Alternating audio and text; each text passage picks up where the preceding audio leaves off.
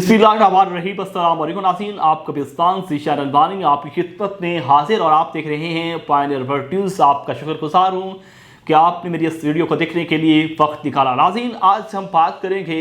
हल्का PP 126 की, जो जंग का शहरी हल्का है।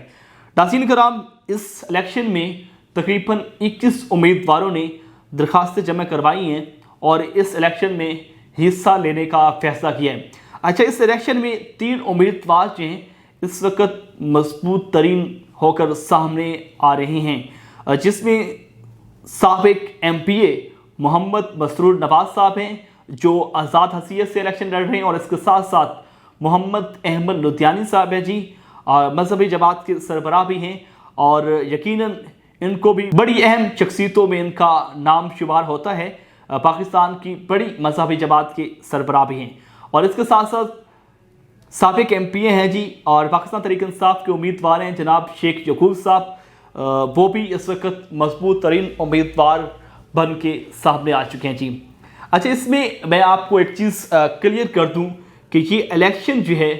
इससे पहले जो 2018 का इलेक्शन हुआ उसमें पाकिस्तान तहरीक इंसाफ के टिकट पर इलेक्शन लड़ा था जी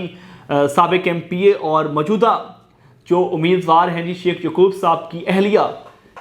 शेख राशिदा यकूब साहबा ने, और इसके साथ साथ जनाब शेख शराज अकरम साहब, जो कि साबिक वफाकी वजीर शेख वकास अकरम के भाई हैं, उन्होंने भी इलेक्शन में हिस्सा लिया था। और इसके साथ मोहम्मद मुआविया आजम साहब ने इलेक्शन में हिस्सा लिया, जो कि साबिक MNA और MPA के बेटी हैं जी। उस इलेक्शन में तीनों उम्मीदवारों के दरमियान कांटेदार मुकाबला हुआ और आखिरकार वो इलेक्शन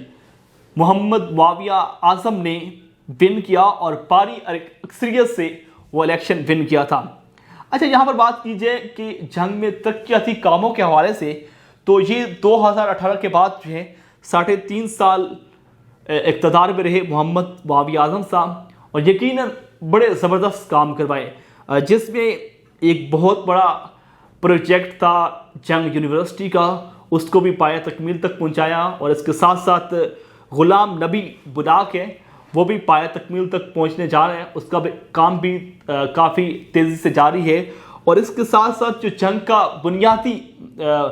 मसला था वो था जंग का सीवरेज का निज़ाम। जंग का जो सीवरेज का सिस्टम था वो मुकम्मल तौर पर बेकार था, उसको भी किसी हद तक जो है वो यकीनन पाया तकमील तक पहुंचाया और उसको बेहतर बनाने की कोशिश की गई, और वो भी क्रेडिट जो है वो साबिक MPA मोहम्मद मुआविया आजम पर जाता है। इसके साथ साथ जंग की सड़कों की जो सूरत हाल थी, जंग की जो शहरी सड़कें थी, वो भी काफ़ी टूट फूट का शिकार थी। जब भी कोई वहाँ से शख्स गुजरता था, रोज़ाना की बुनियाद पर वहाँ पर हादसा होते थे। लेकिन इस हाल में जो है, इस सूरत हाल में काफ़ी बहुत सारे तरक्याती काम हुए हैं। यकीनन तमाम तर जो क्रेडिट है वो साबिक MPA मोहम्मद मुआविया आजम और मोहम्मद मसरूर नवाज साहब पर जाता है, क्योंकि मोहम्मद मसरूर नवाज साहब ने भी 1 साल जो है, जो कि उन्होंने ज़िमनी इलेक्शन लड़ा और ज़िमनी इलेक्शन में भी उन्होंने विन किया था, और 1 साल में उन्होंने भी काफ़ी तरक्याती काम करवाए। अच्छा, अब यहाँ पर जो सूरत हाल है वो ये है कि साबिक MPA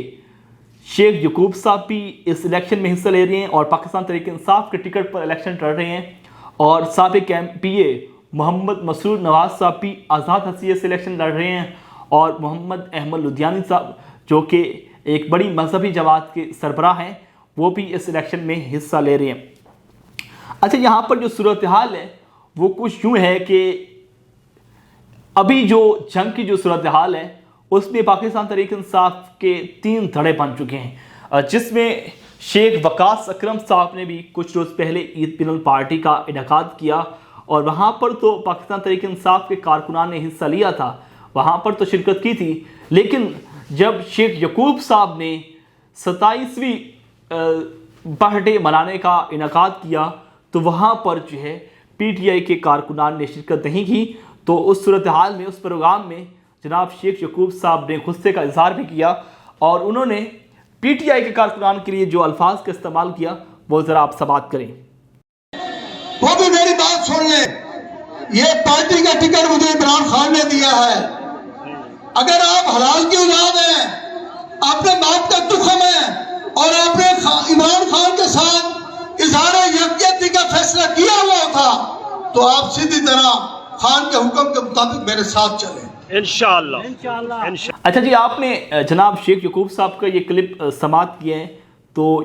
इस क्लिप के बाद जो पीटीआई के जो जंग के कारकुनान हैं उनमें काफ़ी गुस्से की लहर दौड़ी और काफ़ी गुस्सा दिखाई दिया, और यकीनन उनकी जानब से कुछ पोस्टें भी देखने को मिली कि शेख यकूब साहब एक तरफ पाकिस्तान तहरीक इंसाफ के टिकट होल्डर उम्मीदवार भी हैं, तो दूसरी तरफ जनाब साबिक MPA भी हैं, लेकिन उनकी जानब से इस तरह का अल्फाज का इस्तेमाल करना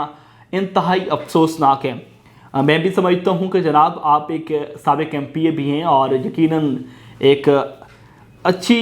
शख्सियत के मालिक हैं, लेकिन आपके मुंह से इस तरह के अल्फाज सुनना इंतहाई अफसोस है। चलिए जी, बहरहाल आगे हम बात करते हैं जी। इस क्लिप के बाद जो है 3 धड़े बन चुके हैं, और वो 3 धड़े, एक तो शेख वकास अकरम साहब का धड़ा बन चुका, एक शेख यकूब साहब का, और एक है जी बैरिस्टर अहमद हसन अंसारी का। क्योंकि बैरिस्टर अहमद हसन अंसारी साहब अबुल हसन अंसारी साहब के बेटे हैं, और वो अबुल हसन अंसारी जो PTI बनाने वाले लोगों में उनका शुमार होता है। यहाँ पर बैरिस्टर अहमद हसन की बात जो है वो इसलिए की जा रही है क्योंकि बैरिस्टर अहमद हसन साहब वो शख्सियत हैं जिन्होंने पाकिस्तान तहरीक इंसाफ को जब भी धरनों में, जुलूसों में शिरकत के लिए दावत दी गई, तो बैरिस्टर अहमद हसन साहब अपने बड़े काफिलों के साथ हमेशा PTI के जितने भी प्रोग्राम हुए उनमें हिस्सा लिया। जब भी जंग में को प्रोटेस्ट हुए तो बैरिस्टर अहमद हसन साहब सफ़े अव्वल नजर आए। यहाँ पर बैरिस्टर अहमद हसन साहब भी उम्मीदवार थे, लेकिन उनको टिकट नहीं मिला, जबकि साबिक MPA शेख यकूब साहब को टिकट मिले, और इस वक्त वो PTI के जो है टिकट होल्डर हैं। यहाँ पर जो मौजूदा सूरत हाल है वो कुछ यूँ है कि साबिक MPA मोहम्मद मसरूर नवाज साहब भी 1 साल जो हैं वो इक़्तिदार में रहे, उन्होंने भी काफ़ी तरक्याती काम करवाए जिस हद तक वो करवा सकते थे, और उसके साथ साथ मोहम्मद मुआविया आज़म साहब की बात की जाए तो उन्होंने भी यकीनन बड़े तरक्याती काम करवाए, जिसकी वजह से आज सोशल मीडिया पर नहीं बल्कि जंग में उनको काफ़ी पसीदाई भी मिल रही है और लोग उनको सपोर्ट भी कर रहे हैं। अच्छा, यहाँ पर लोग काफ़ी इस हवाले से बात कर रहे हैं कि मजबूत तरीन उम्मीदवार तो 3 हैं, लेकिन इनमें से जीतेगा कौन? तो ये भी मैं कुछ अपने मेरा जो तजर्बा है उस तजर्बे के मुताबिक मैं आपको बता दूं कि PTI तो 3 धड़ों में तकसीम हो चुकी है, जिसकी वजह से शेख यकूब साहब को काफ़ी नुकसान होगा, और इस सूरत हाल में मोहम्मद अहमद लुधियानवी साहब और मोहम्मद मसरूर नवाज साहब जो है यकीनन वो इस इलेक्शन में जीत सकते हैं। अच्छा, यहाँ पर कुछ लोग ये भी पूछ रहे हैं कि साबिक MPA मोहम्मद मुआविया आज़म साहब जो हैं वो इस इलेक्शन में क्यों नहीं हिस्सा ले रहे, तो उसकी भी वजाहत करता चलूँ। जो मुझे कुछ इन्फॉर्मेशन मिली है वो ये मिली है कि जी इनकी जमात के जो सदर साहब हैं जी, उन्होंने ये फैसला किया था कि मोहम्मद मुआविया आज़म साहब जो हैं वो MNA का इलेक्शन लड़ेंगे और मोहम्मद अहमद लुधियानी साहब जो हैं वो MPA का इलेक्शन लड़ेंगे। अब बहरहाल इनकी जमात का फैसला है, तो इस हवाले से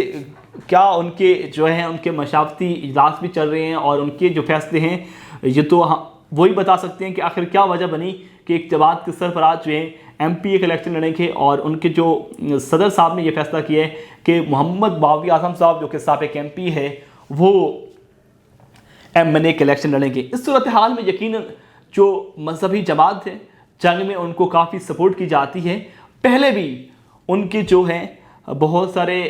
लोग जो हैं वो MPA भी रहे, MNA भी रहे, और उन्होंने अपने दौर में जिस हद तक तरक्याती काम करवा सकते थे उन्होंने करवाए, और जिसकी वजह से जंग की आवाम जो है उन्हें काफ़ी सपोर्ट करती है। नाज़रीन इकराम, हम आपको इस हवाले से अपडेट करते रहेंगे, और जंग की जो मौजूदा सियासी सूरत हाल है वो तो हमने आपको बता दी है। आने वाले दिनों में क्या नई सियासी सूरत हाल नज़र आती है वो भी हम आपको बताएंगे। अपने मेज़बान ज़ीशान अल्बानी को पायनियर वर्ल्ड न्यूज़ से इजाज़त दीजिए। अल्लाह के बाद।